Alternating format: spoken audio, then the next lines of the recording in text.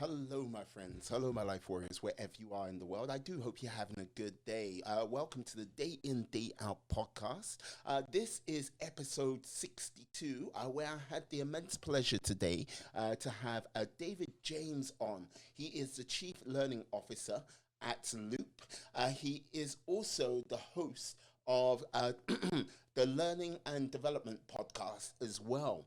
We talked about a number of different subjects, how learning and development might be changing with like post lockdown world and how it is changing right now in the current lockdown situation amongst other subjects. He is a very interesting chap, very insightful, and I enjoyed my time speaking to him. I enjoyed my time speaking to him today. So please sit back, enjoy the podcast. Let me know how it goes, and please take a moment to subscribe and enjoy other episodes which will come on as well.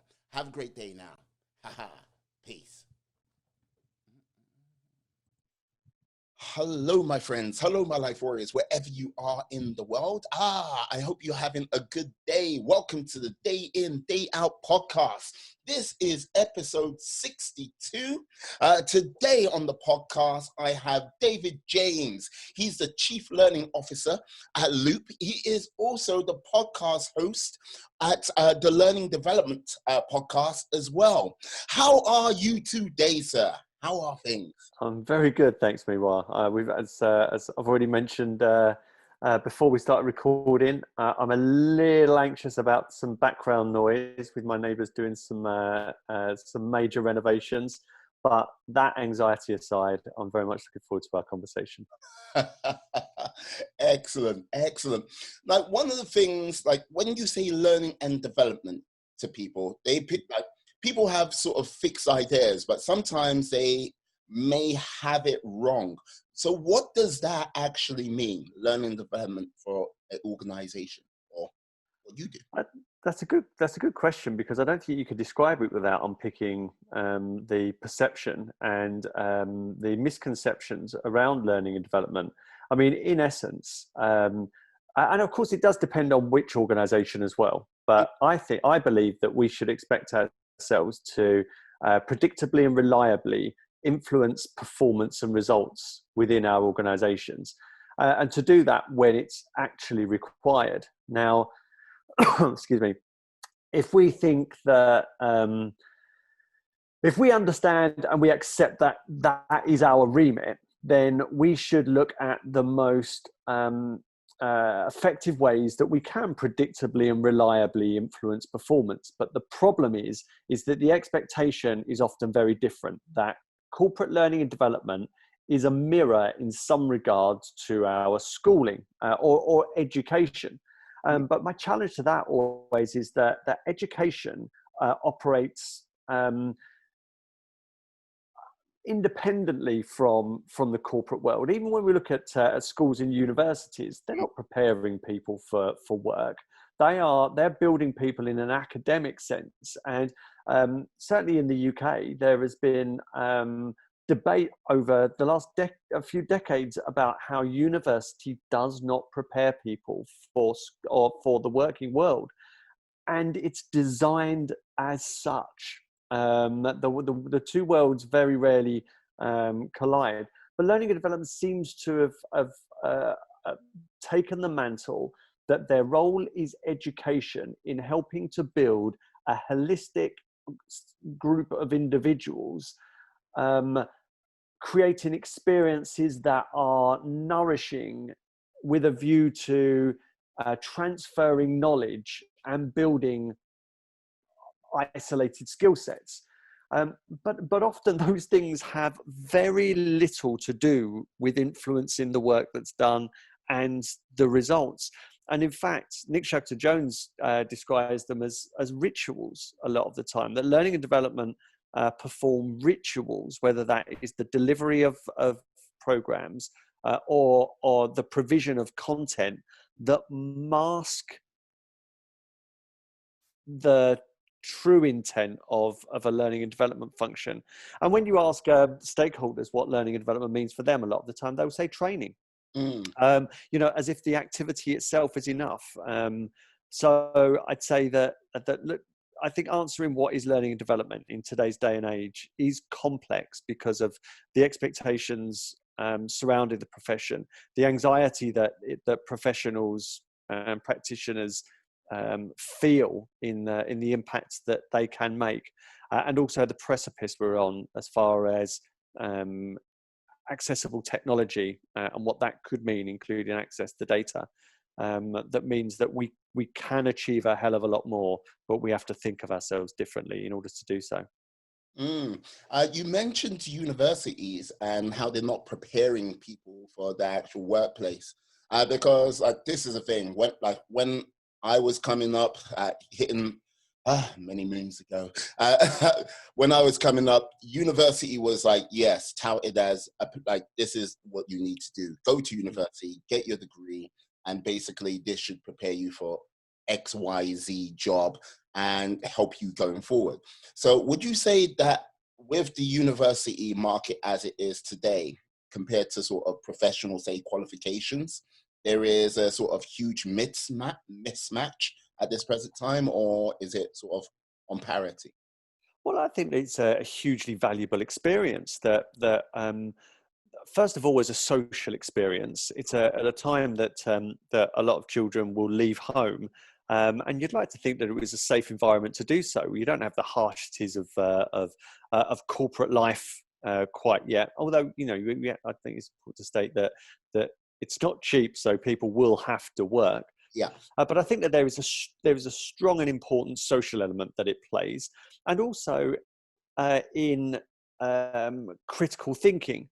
That I think that the opportunity to not just explore ideas, but have those ideas challenged in an educational setting, I think is hugely valuable. So I think that education and university play an incredible part in helping to open people up, young people up, I suppose anybody really, to these experiences and different ways of thinking.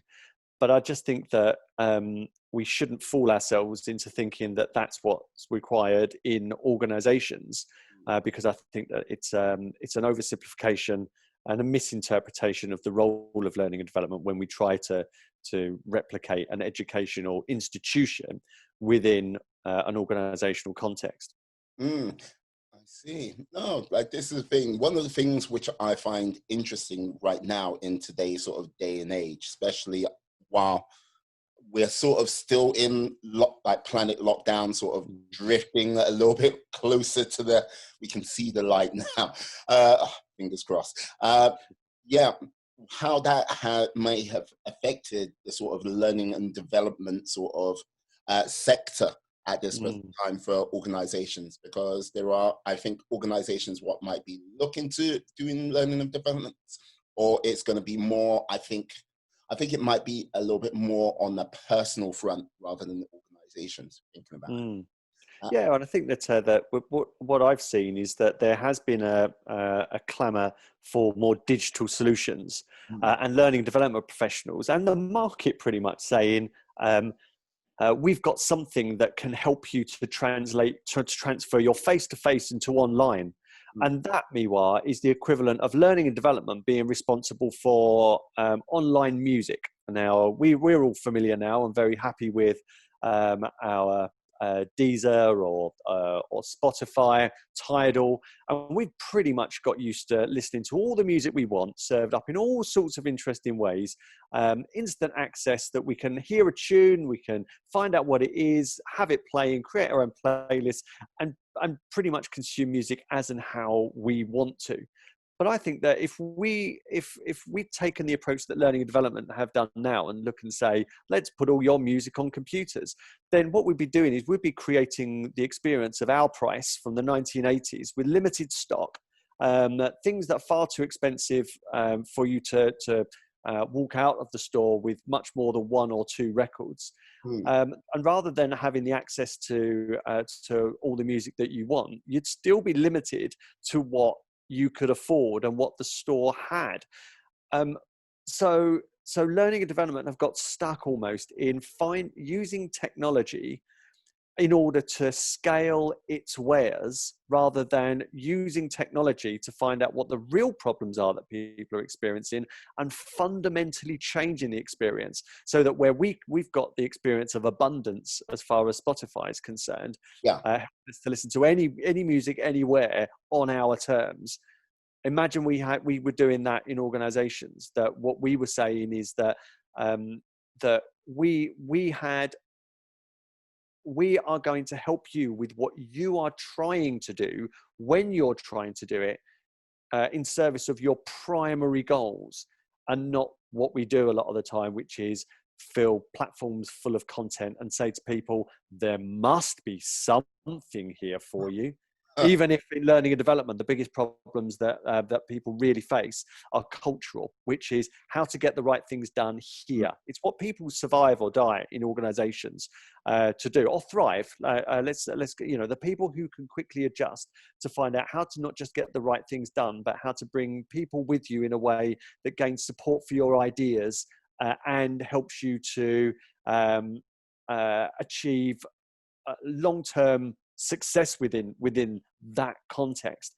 People aren't surviving or dying as to whether they're communicating in a way that they might have experienced in a communication skills course. Yeah. One of the things I think it's hard for some people, especially if they sort of do the route of they go to a YouTube university. There is like so much content out there on particularly any subject. If they're looking to sort of go, I want to develop this skill, I want to like increase my learning in this area, that, yeah, when you say, yeah, there's got to be something out there for you, that the sheer weight of content, sometimes the quality is sometimes not there for that sort of key pieces of learning. If it's not your job, meanwhile, if you like, so say for example, you are interested in data science, but your job isn't in data science, but you then take a course on data science and you enjoy it. What I think we get confused with in learning and development field is that if it's not a course, then what we do is we read and we watch. I will read some stuff online. I might read the news. I might read a book. I might watch a video. But when it's in the context of learning and development, I'm no longer looking, reading and watching. I'm learning it. But what we miss out here is just because you call it learning doesn't mean that it's actually learned. If you're not doing data science and you complete the data science course and you even get the certificate, you're not qualified to be a data scientist. The chances of you getting a data scientist job are very limited because the data science is a practice. You have to do it, and that's why the experience of it is much more valuable. I mean, I could complete a MOOC on MOOC? a MOOC, a massive online open online course. Okay. Which are created and often available for free from some major universities, even if sometimes there's even a cost attached. But if I complete a course on in finance, it doesn't make me a finance director. It doesn't even make me a finance professional. It just means that I've exposed myself to some content and a program on said topic. What we don't recognize enough in learning and development is that we learn by doing. That we learn anything, and you've learned to become a podcast host. How did you do that? Did you get a certificate in it, or did you just do it? Well, like, this is a thing, endless reading, and then basically I consulted some wise sages, and I agree. No, I went out, got some equipment, and basically started doing. And don't get me wrong, there was a trip up here and there along the way. But here I am right now doing what I'm doing. Like, don't get me wrong, I would still say there are many things I don't know about the whole podcasting game, but I'm sure I'll hopefully pick up those skills along the way. Yeah. And that's what we do in our professional lives, isn't it? We pretty much start at the bottom, or we start at an appropriate level, and through our experience, through being inspired by doing some wider reading, by challenging ourselves, and with some formal development, we will get better at what we do. But a lot of the time, this is what stuff like the 70-20-10 model tells us, that the vast majority of what we do and what we learn is by just doing it. And again, going back to I think where we began here, the provision of learning content is not enough in order to predictably and reliably provide people what they need in order to be better within the context of their current role and their prospects. The jobs more, and I think that we're seeing via lockdown and on now restrictions are being eased, that the expectations are higher. And it's funny, I had somebody on my podcast recently who said that the consequences of this current situation means that two things have happened. Number one, everybody's needed to adapt. Right, so there is a compelling event for everybody to require guidance and support, what we might have called training previously.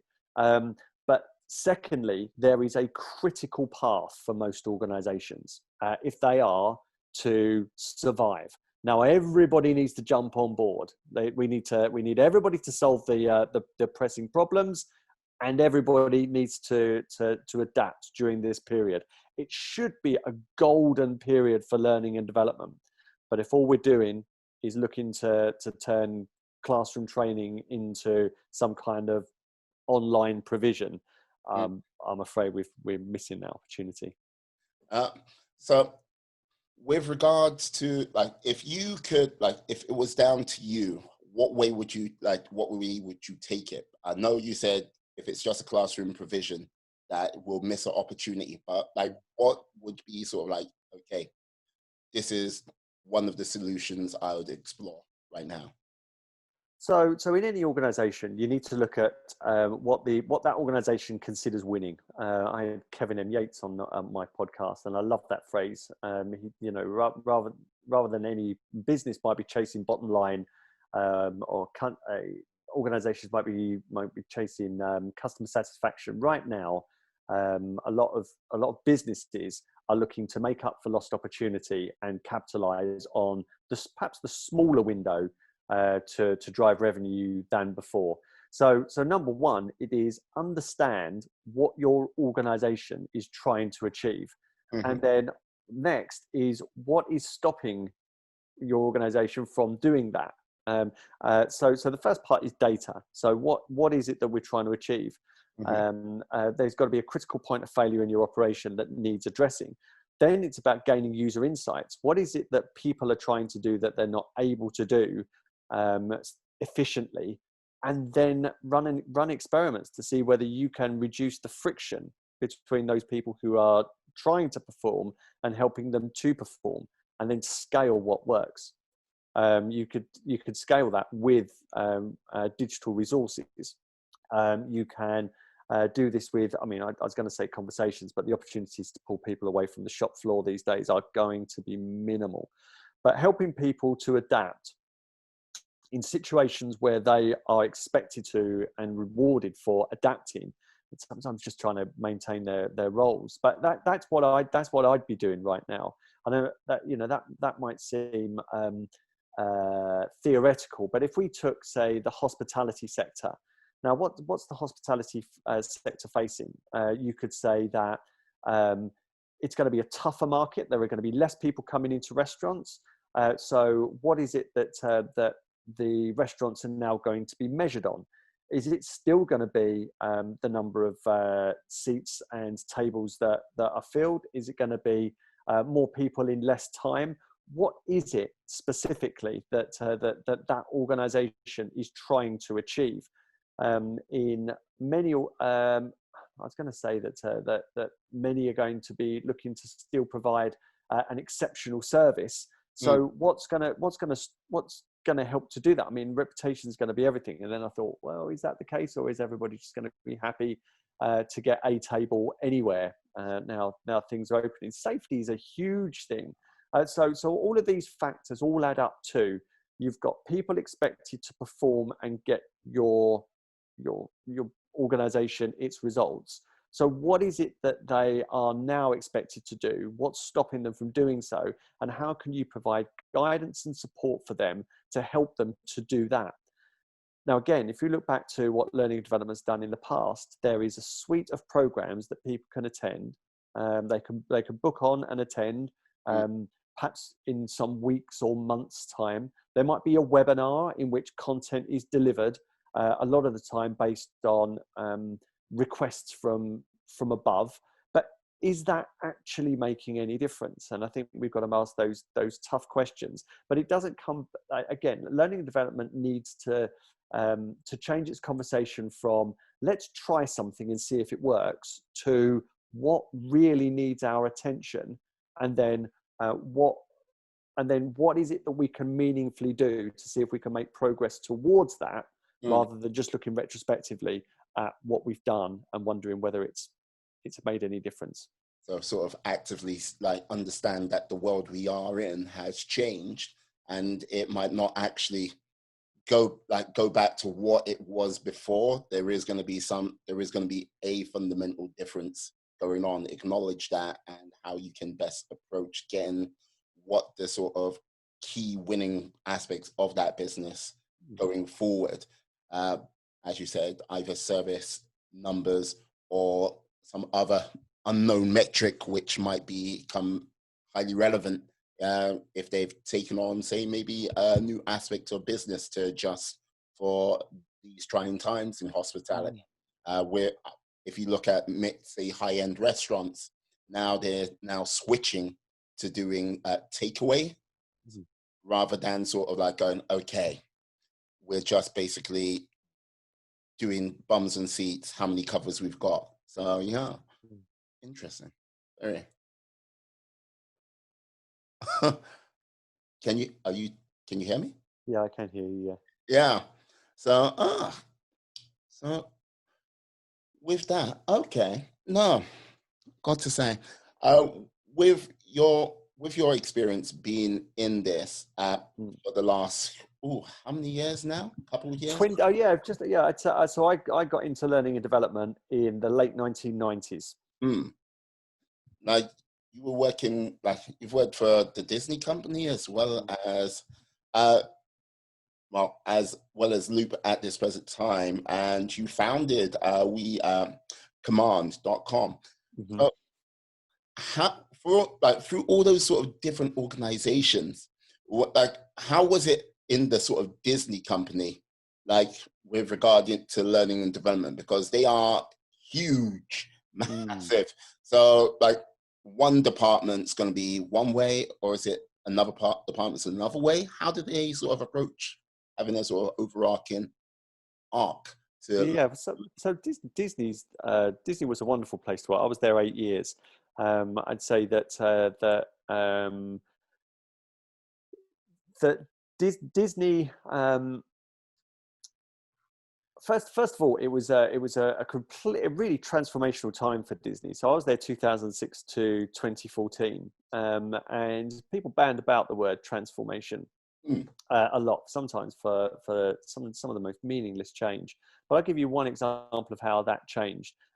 During 2006, when I first joined, on my induction, we had presentations from all the different parts of Disney.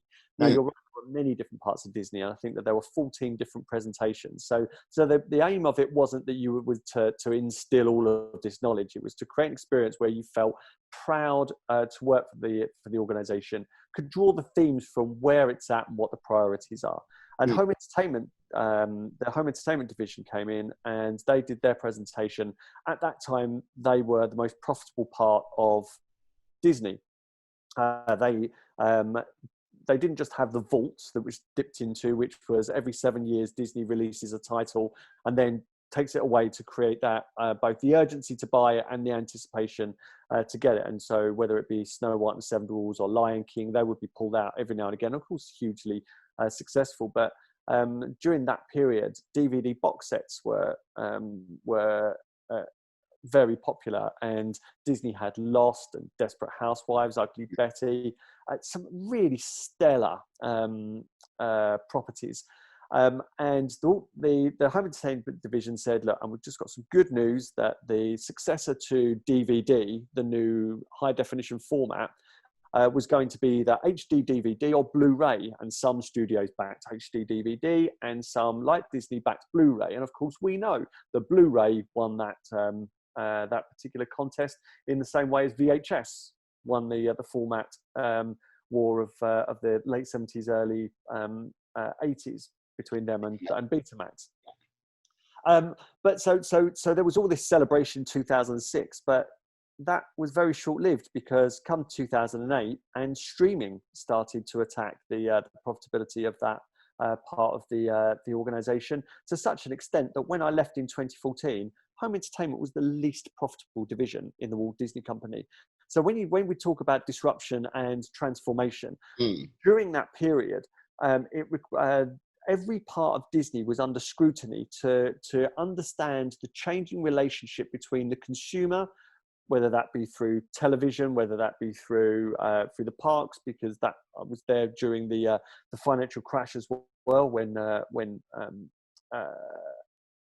travel companies were going bust at the same time. So during that period, I was working with different lines of business and the HR business partners for them on their own transformations about how they would change the way they sell to partners. There was a big drive to sell direct to the consumer. When I was at Disney in 2014, there was the talk of Disney Plus, which was born earlier this year. So that's taken some time to get to fruition as well. So I was privy to some pretty incredible conversations about some pretty transformational ways in which the organization operated, and some really exciting ways that it was looking to engage its customers or its partners. At the same time, learning and development in Disney is incredibly traditional. I remember joining in 2006 and having worked in banking for since 1990. My experience of e-learning was pretty much like a lot of people's is today. It's dry, it's dull, and it has very rarely has any relevance to what I'm trying to do. But I remember in 2006 thinking, I'm going to see Pixar quality e-learning. Now, don't ask me what I actually meant by that. But what I think I meant in retrospect was that we're not going to have any trouble getting people to the e-learning. So, wow, can't imagine the impacts it's going to have. And then I eventually logged on to the LMS, which was 400 clicks and blind alleys like you wouldn't believe. It was as dreadful as anything I'd experienced. And then when I got to the e-learning, it was dry, it was boring, had nothing to do with the work again. And then I realized that, oh, here we go again. I'm going to spend an inordinate amount of time trying to drive people towards this platform and dumb content to try to justify the expenditure. So I spent all of my time at Disney without any effective learning tech. I mean, don't get me wrong, e-learning has been really helpful in transferring the pain of compliance from the team delivering it face-to-face every week to the individual who has to do this dull box taking exercise once a year. So it's been successfully transferring the pain and reducing the administration for L&D. But it's still been, I called it on a recent podcast, and I make no bones about it or no apologies. E-learning is an abomination, and learning and development should be embarrassed about its misappropriation of technology in that way. And all it's for is to scale the efforts of learning and development without really considering what it is that people actually need, and then creating our version of Spotify, which is what people need when they need it in service of their primary goals. But yeah, going back to Disney. So I was pretty much doing learning and development with one arm tied behind my back, because there was no meaningful tech. Everything took an age. And whilst there is a school of thought in learning and development that deep learning happens in classrooms, it doesn't. I was about to say, I love the look you get on your face when you're thinking about it. You're just Seriously, the mythology associated with learning and development sometimes, it's all wizards and unicorns. Going back to what I said before, the real learning happens when you're on the job, when you are thrown into a position when you don't know what you're doing, you don't know the people you're working with, and you're trying to influence, and you're trying to get support for your ideas and your products or like that. That's when learning happens. But yeah, to think that we're really helping people to learn through e-learning and the occasional course is largely delusional. So in Disney, during those transformations, we tried all sorts. I mean, probably the most effective was when we were doing large scale accelerated apprenticeships, when there was a whole territory needed to become aware of digital and what the opportunity of digital was within their own technical specialism. And then they needed to become capable. So, it's almost as if, and of course, Disney, there was very little turnover. Well, I mean, why would people leave Disney? So you had to either sack everybody or prepare everybody to do something different. And the thing about digital, as well, Miwan, you know this, is that digital isn't just a new way of doing things in order to get the same results. A lot of the time, digital is achieving different results and with a fundamentally different approach. Digital marketing is a fantastic way of looking at this. Before digital marketing was largely an art, where you couldn't really equate spend to results. Now it's a science where you can equate spend to results if you've set up your processes and your infrastructure well enough. Whereas learning and development isn't. Learning and development still considers itself an art. It's a performance. What we do is we deliver learning. We deliver it in such a way that we magically get you from not knowing to doing, even though you won't be doing something for years after you've attended this program. It's not. It really isn't. There's so much science that's ignored in the delivery of learning and development in the way that it currently is. And yeah, there's a hard way of doing learning and development, which is the way that I'd always done it. But there's an easier way if you use the right tech at the right time. Yeah, no, like one of the things when you say with Disney, the turnover is so low that you're having to sort of, I think you're most really having to combat the attitude of this is the way we've always done it. And this new thing, which is what you're talking about, no. Just simply no. Yeah. Sometimes there is reticence. I mean, you do need to create a compelling event. A lot of the time in learning and development, people have come through programs, and whether it's something like I don't know, a different way of leading or coaching for managers. Here's quite a common one. Learning and development develop a program called Coaching for Managers. Managers come on it, and then what we do is we say to people, "You didn't know this, but your job as a manager is to coach." Eh? Oi, Bob, do you hear what this one says? Because our job is to coach. No, it's not. I'm not expected or rewarded to do any of this. Should we do it? No. What learning and development don't do is that have a different conversation. What are you trying to do? I think we'll be able to, if we work together, I might be able to help you to do that. And by the way, some of it might be coaching. Some of it might be something different. We have a very different type of conversation. But again, we get mixed up in the learning and development's role is to deliver, which is akin to a performance. It's like the postman. It's like the postman's job is to drop the letters through your letterbox. And if you still rely on the bills, you haven't got your direct debit, so you open this up and go, oh, there's a bill to pay. Learning and development still see their role as the delivery. Here you go. There's some letters. See you later. Good luck with all the changing and doing something different. We've done our bit. We've delivered this for you, but it's just not. It's it doesn't deliver any meaningful change, and that's where, I mean, it's easy to do. Don't get me wrong. Delivery is so easy, but being accountable for actually meaningful change, that's hard. No, I can. No, it just makes me laugh because what you're saying, I understand where you're coming from totally. And like with an organization with Disney, with so much imagination, flair, and everything like this, when you went, Okay. It was like, yeah, I've come from banking. Yeah, I'm going to open up something fantastic for my education side. Ah. It's rubbish. Yeah, I'm going to spend my life trying to drive people towards that to justify somebody else's investment in it. Yeah.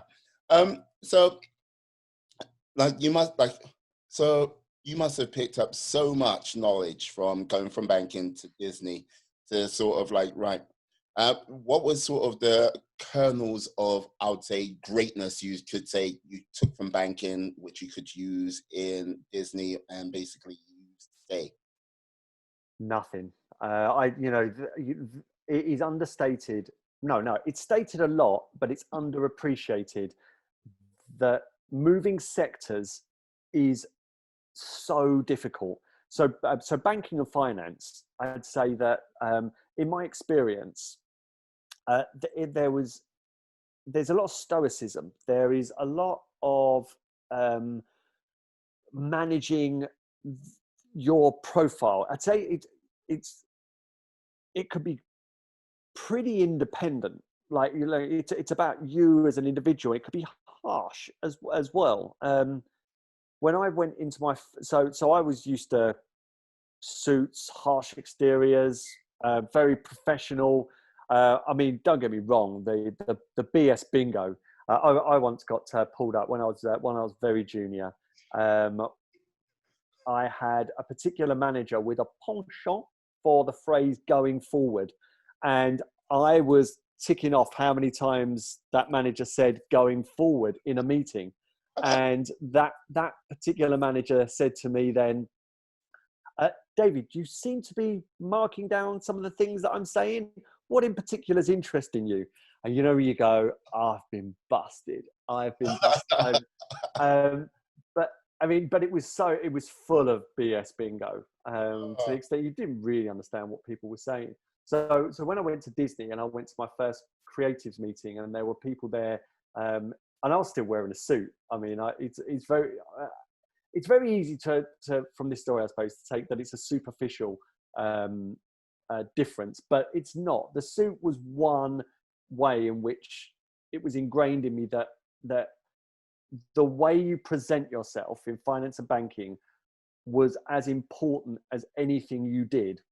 So when I went to this first creative meeting, and there were people there in what I would deem very casual clothes, sitting on their chairs with their legs crossed, getting quite emotional in meetings, I was flummoxed. I could not believe what I was seeing. I really didn't think Disney was for me, and I was I was thinking, thank goodness I'm on a 3-month contract, because this is really not for me. And there were plenty of people that I met on their first day or their first week as a meet and greet, which was very much the way. And some people you'd meet and you'd say, "You're not going to stay here. I've got a funny feeling that we are not going to see each other much." And I was one of those. The way that people behave, are expected to behave, can get away with, or just to operate and get stuff done is so different in the sectors that I've worked in. And now, you know, I'm on the consultant side, so I go to client meetings sometimes and I see some unfamiliar behavior and language patterns, and not just from individuals, from whole teams, that I find very, very unusual and idiosyncratic. And I think it's not just understated that as I said, it's not understated, it's underappreciated, the sector difference. And I think learning and development often underestimate the organizationally specific elements as well. When I've known learning and development people to swap content, you know, so, oh, yeah, you've got a coaching skills course, let me deliver that in my place as well. I look and think, what are you doing? That's a total disregard for the people you're seeking to influence. Do you think that regardless of what the people's jobs were or the sector they were in, you can just lift and shift content? And again, it's pretty low stakes. Delivering content is really low stakes because nothing really changes anyway. but yeah, you can seriously underappreciate the differences. So I'd say that very little prepared me in banking for my time at Disney. The only thing I would say is that time in the game helps. So the longer you're in the corporate, and the older you get as well, you are more equipped to deal with different types of contexts and situations. But I'd say that my time at Disney was a steep learning curve. I was there 8 years. I got I'm not saying this to blow my own trumpet. I was promoted 3 times in 6 years from advisor to director, which is pretty unusual. But I'd found the way in order to do that, and a lot of it was role modeling the people at the levels that I wanted to get to, trying on different stuff to make sure it was comfortable with me. Yeah. And then doing more of that stuff. I'd say that there was only one training course I went on at Disney that helped me with any of that. The rest of it was a distraction. And that was organizational savvy, in understanding what the I'll call it politics as a different word to savvy, but understanding what is at play at any particular time and being able to operate with integrity in order to gain support for what it is you're trying to do, to influence, to develop your network so that you can get enough of the right stuff done, but also recognize and call out political behavior that was perhaps underhanded.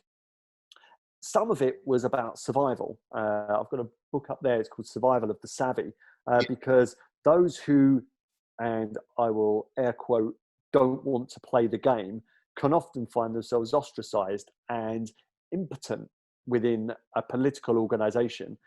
And by impotent, I mean that they won't be able to get stuff done, and they might find themselves slowly expelled from different groups until they are not able to get stuff done. And I think that my time at Disney, Disney is a political organization. There's a book called Disney Wars, and it talks about how politics is deeply ingrained into that organization. Yeah. And it is, but I don't think Disney's unique in that. It's a matrix organization where people are what's the word I'm looking for? Vying for resources. So certainly when I joined, it was a lot more cohesive by the time I'd left. But you've got all these different lines of business that are seeking the support and the resources in order to get done what it needs to, and they and also compete with talent. I mean, God, it was so people were so protective of the talent they had in an area, and no word of a lie. Somebody said to me at Disney once, "We would rather X person left than went to another part of the business." So. But that's not indicative. That was a situation, and that is an example of politics rather than of a healthy structure and an organization within that company. But that wasn't common across Disney, but that was politics at play from an individual when I was there. Yeah, no, that's a bit mental. Like, for them to go, yeah, you know what? We love this guy. He's great. She's great. Like, they're perfect. Like, yeah, what they bring on a day-to-day basis is fantastic. But you guys over there with another organization, no, you can't have them. Want them. That's right. They said we were going to keep them. We are going to keep them. We're not going to help. We're not going to develop this person, invest in them, and then have them go to you. We're going to do everything we can to keep them. If in restraining that person from going elsewhere, we lose them, so be it. That's what they were saying. Yeah, like when you kind of look at, as an outsider, when you look at something like that, you think there's going to be some politics what goes on, but not to the sort of extent where it's like, you know what I mean, someone's going to injure their organization for just not having a resource in another part of their organization. Yeah, it's so well because everybody sees that when you have a look and you've got an attractive organization in which people want to get on, and you say, how do you move across different lines of business? Yeah. And if the answer is, well, there's no systematic way or a procedural way in which you would do that, because there's too much reluctance for those organizations to work together in order to create it. So sometimes it would happen in an underhanded way. I might tap you on the shoulder and say, meanwhile, look, off the record, I've got a job coming up in my organization. If I approach you for this, or speak to your manager, I'm likely to make some enemies. I need you, if you're interested, to apply. And then it's, do you know what? Then it's like, I do follow football, meanwhile.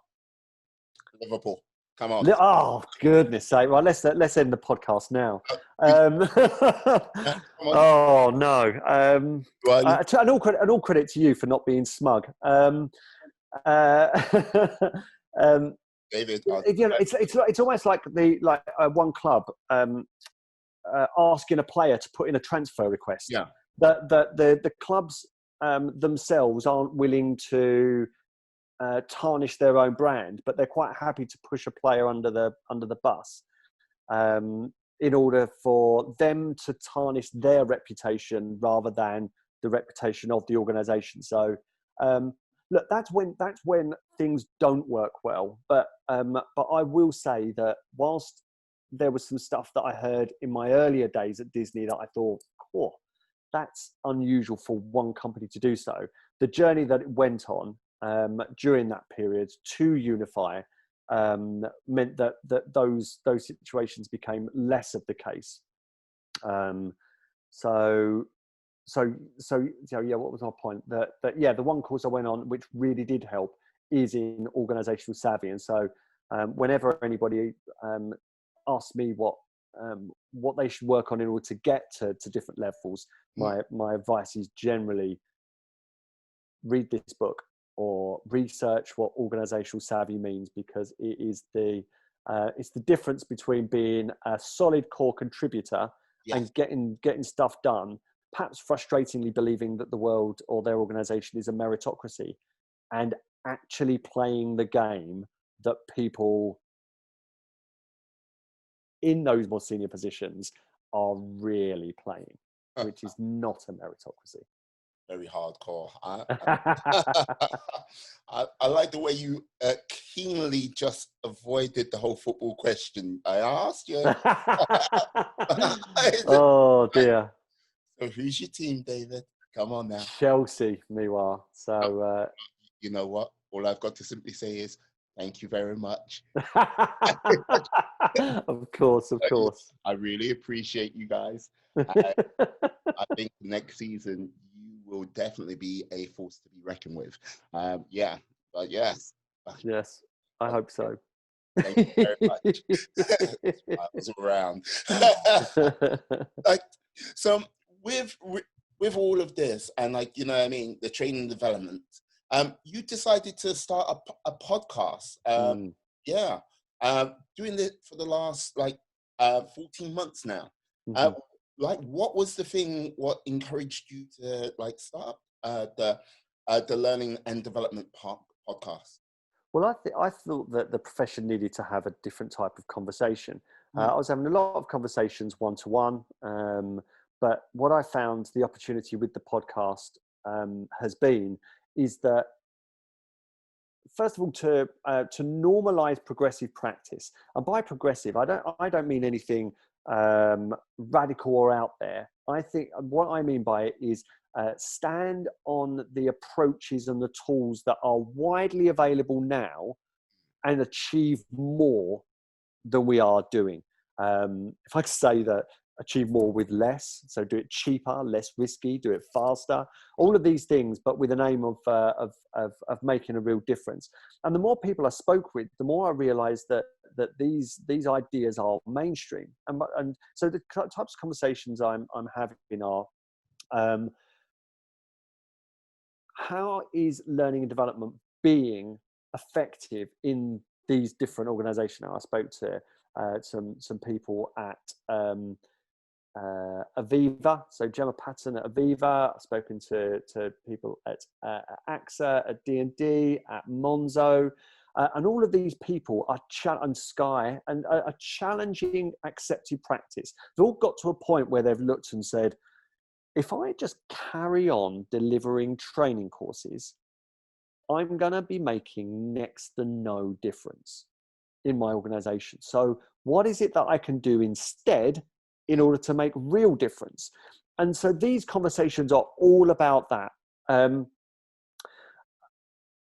I've continued, I suppose, because I've really enjoyed it, and I learn a great deal from it. But the feedback that I've got is that people are saying, have said to me that they were disillusioned in learning and development, thinking, I'm not making any difference. But they're hearing these stories of people who are making a difference, and it gives them a boost to either challenge their manager, to get a different job, to develop their skills, to have different conversations within their organizations, but ones that are based on turning effort into outcomes rather than just this hamster wheel of effort for next to no results.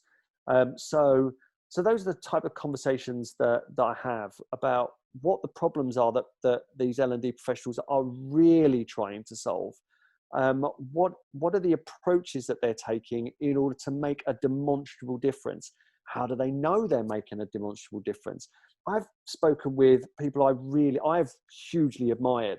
I mean, I can't believe I've had Conrad Goffredson and Bob Mosier on my podcast, where back in, it must have been 2012, 2013, I'm reading about the 5 moments of need.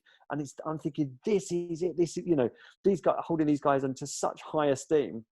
And I've been fortunate enough to have conversations with both of those guys about this revolutionary way of thinking about our profession. I've learned from wonderful people like Trish Yule, who her expertise is in data and analytics, not just within the context of learning and development, but more broadly, and how we can bring what is accepted and successful practice in other fields to learning and development in order to make ourselves more effective and to really impact our organisation. So I'd say it's been hugely rewarding for me. I've had to rein it in a little bit and go from weekly to fortnightly because it was all consuming. And I do run a business as well. I got sidetracked and went down the podcast route, which is brilliant for having different types of conversations and drawing attention to myself, my ideas, and then my product. But of course, when running a business as well, there is a hell of a lot more than some of that, what you might term top of funnel marketing. Yeah, no, I understand where you're coming from. They all consuming. You're like, yeah, okay. That's like going like, because when I first started my podcast, I was like, okay, like running around trying to finding people. People don't realize how much time that sometimes takes. Just finding like, okay, you seem to have an interesting idea. I'm like, yeah, let's talk about it. By the time you've gone back and forth and gone, okay, you're on the podcast, you've arranged the date, you're talking to them. That's the easy part. Then it's like you get the episode out, then you got to do that game again and again and again and again. And when you're getting all of this sort of rich information, rich conversations, yeah, you kind of like, oh, that was very interesting. Then if you start reading more about it, you're like going, okay, where has my time gone? Where has my time gone? I got to say, like, the first time I ever did a podcast remotely, oh, that was how can I say, that was an education, to say the least. Like, yeah, I was using Skype, and like Skype is, let's just say, no, just no. Anyone who wants to do a podcast over, like, remotely, don't use Skype. Don't use OBS with Skype. It'll be a pain in the backside. It is fiddly. It is clumsy. And like, yeah, everything on my side didn't work. Luckily, Liam like was kind enough. He did podcasts, so he recorded everything. he sent it to me. Like basically, I was just like, going, yeah, first episode didn't go well. Yeah, I learned a lot, picked up a few skills here and there, but yeah, I've got to say, I enjoy it. With regards to your first few podcasts, like, what was that like? I know, but finding the people you wanted to speak to for Yeah, so without the credit in the bank of people, of being able to say to people, "Hey, I've got a podcast. You can listen here, and I'd like you to be on it." You are going out on a limb, and I went to friends. So my first few were yes, it was friends. There was Suk Pabial, Perry Timms, Simon Gibson, all people that I'd known and been for drinks with. The only person that wasn't was a lady, Kate Graham, at Fosway, and I was so intrigued to speak with her that it was that I felt a compulsion. And she also comes across as, and I've never spoken with her before, I met her. She also comes across as incredibly approachable on social media. So I had 5 friends plus Kate for my first 6, and we launched as 6 to go. And then I very quickly booked people afterwards. Once you could see it, and I felt confident that this was a thing, then I got a little bit bolder.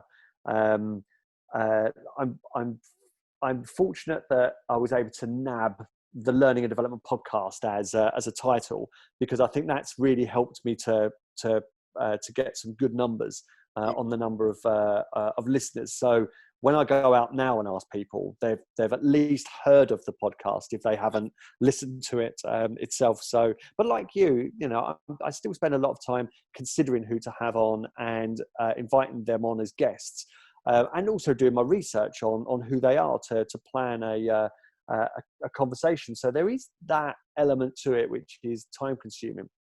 But yeah, I went to friends first of all, and I must admit that you only learn by doing. Now, I kind of, on my first 6, I went to a studio. I hired a studio in Fitzrovia in London. Okay.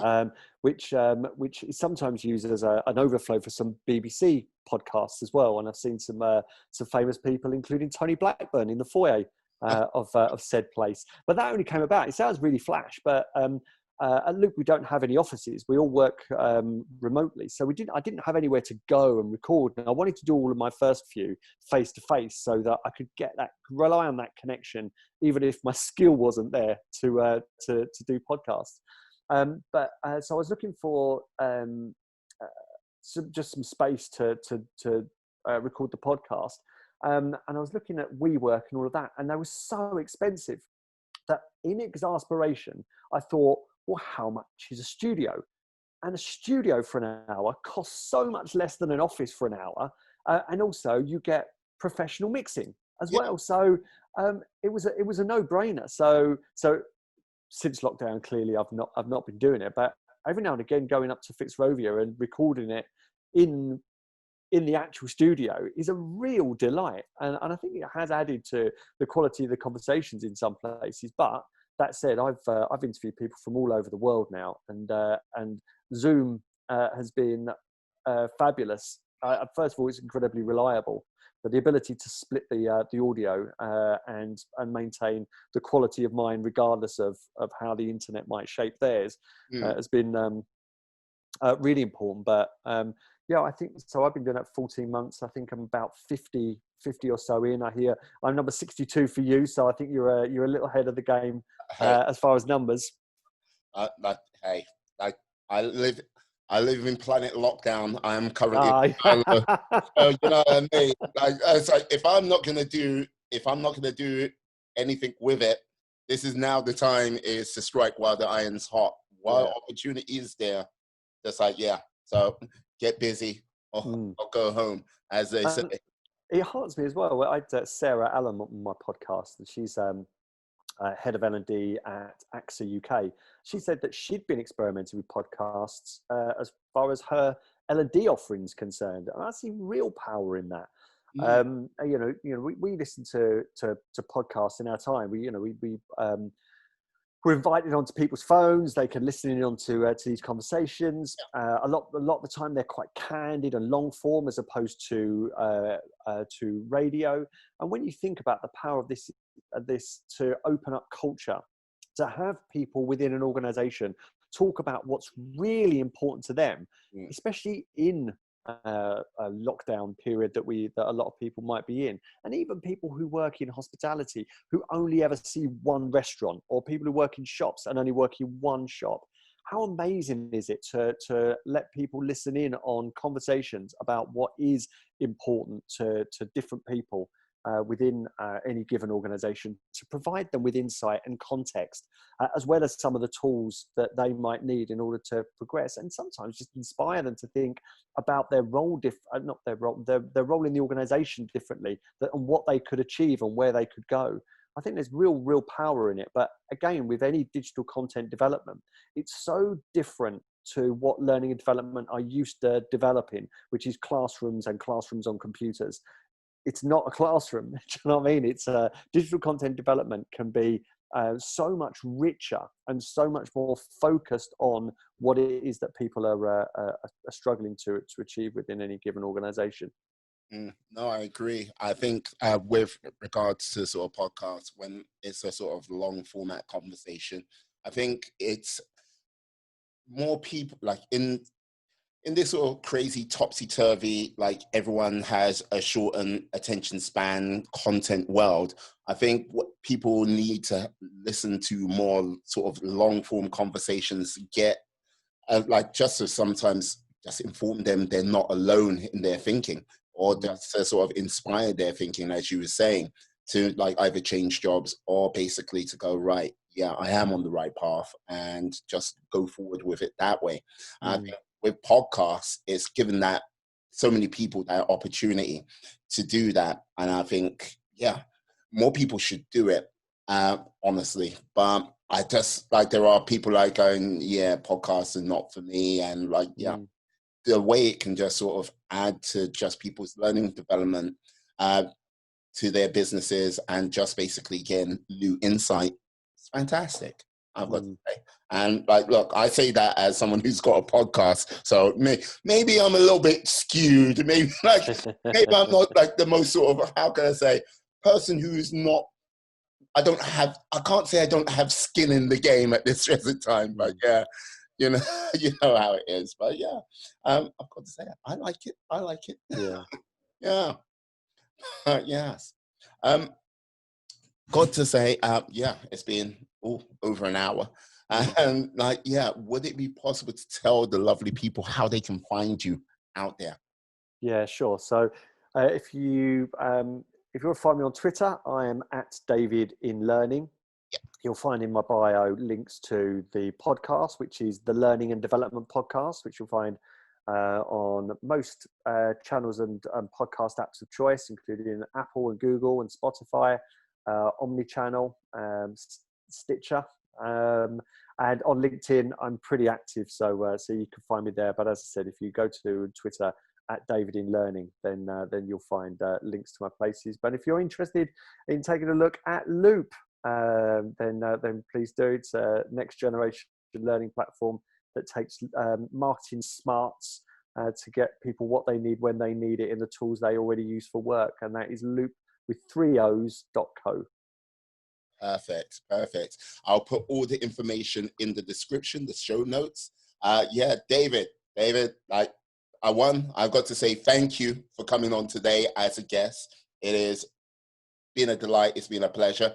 And yes, too, as a Chelsea fan, I've got to say thank you to your team.